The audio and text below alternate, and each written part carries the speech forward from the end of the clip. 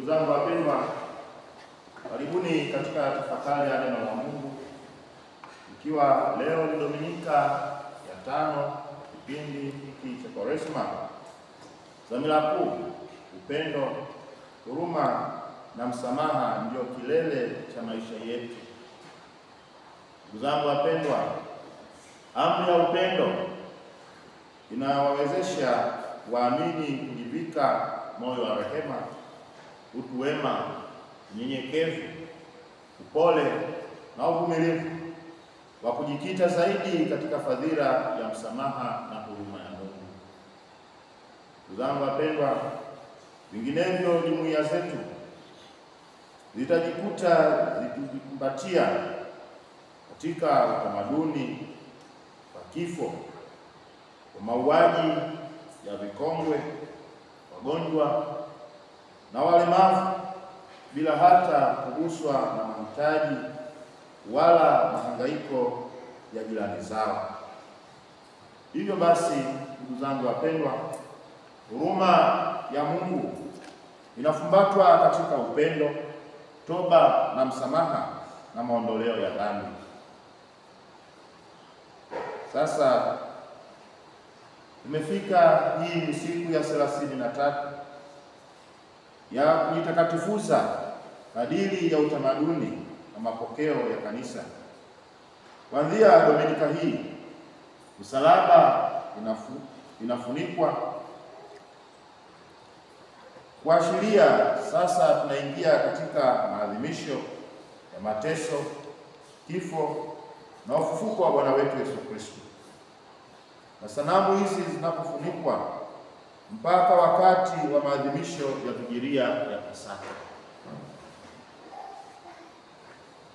Zimebaki siku 7 tuingie Juma Kuu, linalofunguliwa na Dominika ya Matawi, tunaposherehekea Hosana, Hosana mwana wa Daudi, tunapomsherehekea akiingia Yerusalemu. Tukiwa tuko ukingoni kabisa mwa kipindi hiki cha Kwaresma, ni vema kujitafakari na kujiuliza maswali yafuatayo. Je, ile dhambi ninayoipenda kuliko dhambi zote nimeiacha katika kipindi hiki cha Kwaresma? Au tendo gani la huruma nimelitenda tangu Kwaresma imeanza? Ni nini nilichojinyima kwa ajili ya wahitaji tangu Kwaresma ianze? Ndugu zangu wapendwa, Baba Mtakatifu anaendelea kusisitiza juu ya amri ya upendo, kujivika utu wema, kutenda matendo ya huruma kimwili na matendo ya huruma kiroho. Ndugu zangu wapendwa, masomo yetu ya leo yote yanaendelea kutusisitizia juu ya upendo wa Mungu, lakini pia juu ya toba, msamaha na kuweza kuacha dhambi na kukaa katika neema za Mwenyezi Mungu. Na ndio maana katika wimbo wa mwanzo tuliimba kabisa vizuri tukisema, Bwana unihukumu, unitetee kwa taifa lisilo haki. Ndugu zangu wapendwa katika Kristo, tuendelee kutafakari ukuu wa Mwenyezi Mungu, ambao kwao wimbo huu wa mwanzo unaendelea kutafakarisha juu ya upendo wa Mungu, lakini katika somo la kwanza pia unaendelea kutafakarisha juu ya upendo wa Mungu kwa mwanadamu. Hata hawa wana wa Israeli ambao walikuwa katika utumwa wa Babeli wanaendelea kusadikishwa na Mwenyezi Mungu kwamba watakombolewa katika utumwa huo. Ili wasadiki, anawahakikishia kuwa atawasaidia kwa uwezo ule ule alionyesha alipowakomboa katika nchi ile ya Misri.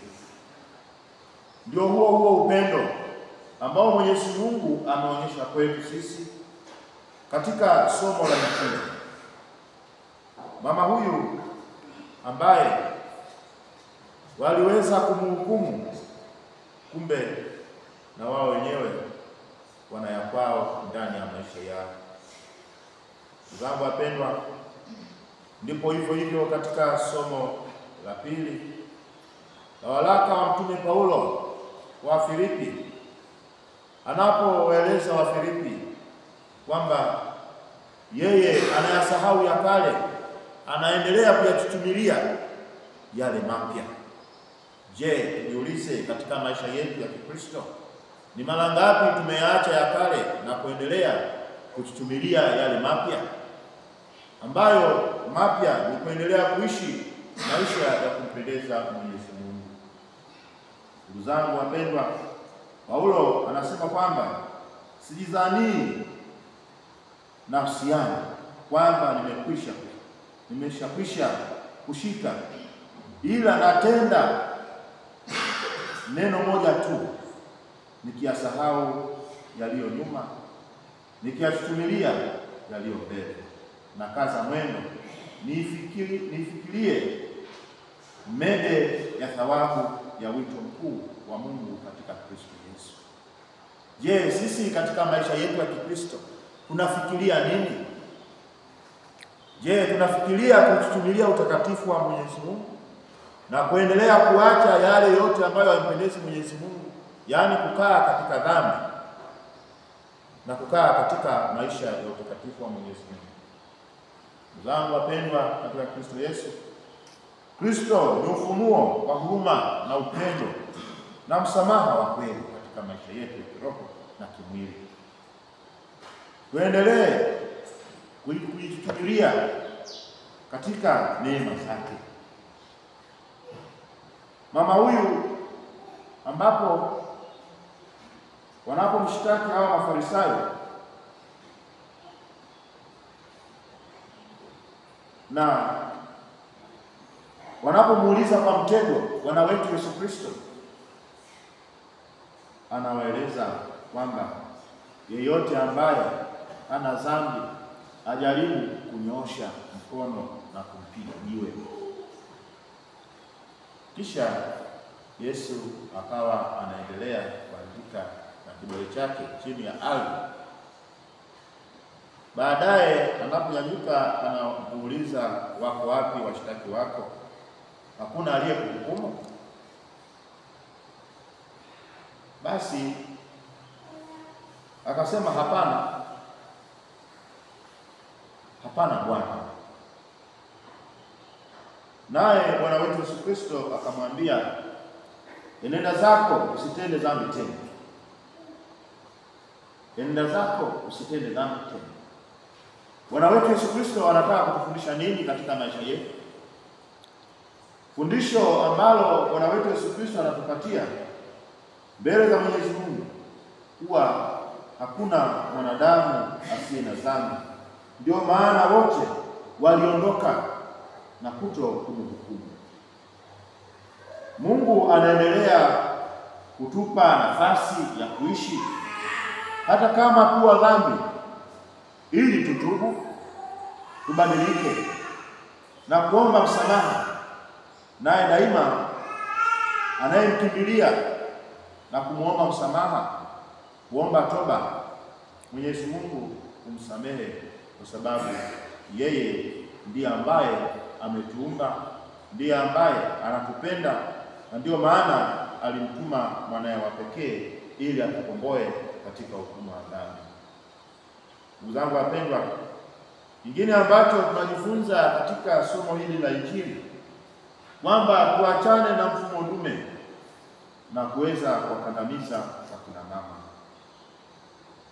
Lakini pia ambacho tunajifunza kingine katika somo hili, tuendelee kuwajengea uwezo wa kujitegemea kiuchumi akina mama wote. Lakini tukumbuke kuwa thamani ya uhai wa mwanadamu haifananishwi na chochote, na iko mikononi mwa Mwenyezi Mungu. Kwa hiyo sisi hatuna uwezo wa kuweza kumhukumu, ila ni yako kuweza kumhukumu mtu yoyote, kuweza kutoa uhai mtu wao, kuweza kutoa uhai wa mtu.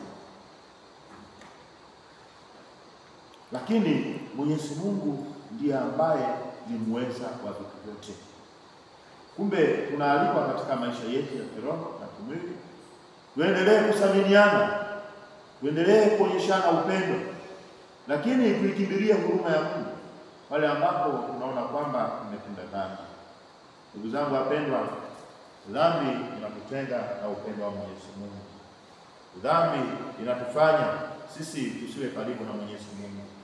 Dhambi inatufanya sisi tusiwepo katika uwepo wa Mwenyezi Mungu. Hivyo basi, katika kipindi hiki cha Kwaresima na kabisa tunapoelekea ukingoni wa kipindi hiki cha Kwaresima, tuendelee kutafakari. Je, zile dhambi ambazo ninazipenda sana nimeziacha? Je, nimeweza kutenda matendo ya huruma kimwili na matendo ya huruma kiroho? Au nimebaki katika masengenyo? Au nimebaki katika kiburi? Au nimebaki katika kuwafanyia wenzangu ukatili kama hawa Mafarisayo ambavyo walitaka kumfanyia mama huyu ukatili? Tafakari, je, mimi nimetimiza wajibu wangu? Au katika kipindi hiki cha Kwaresima sikuweza kutimiza wajibu wangu? Na kama sikuweza kutimiza wajibu wangu, je, nifanye nini ili niweze kutimiza wajibu wangu hizi siku zilizobakia? Maana zimebakia siku 7 tu kuingia katika Juma Kuu. Kuingia katika Juma Kuu tunaadhimisha mateso, kifo na ufufuko wa Bwana wetu Yesu Kristo, yaani Pasaka. Tunaalikwa sote tuendelee kutafakari huo ukuu wa Mwenyezi Mungu ambaye amejitoa mwenyewe sadaka kwa ajili yetu sisi wanadamu. Tumsifu Yesu Kristo.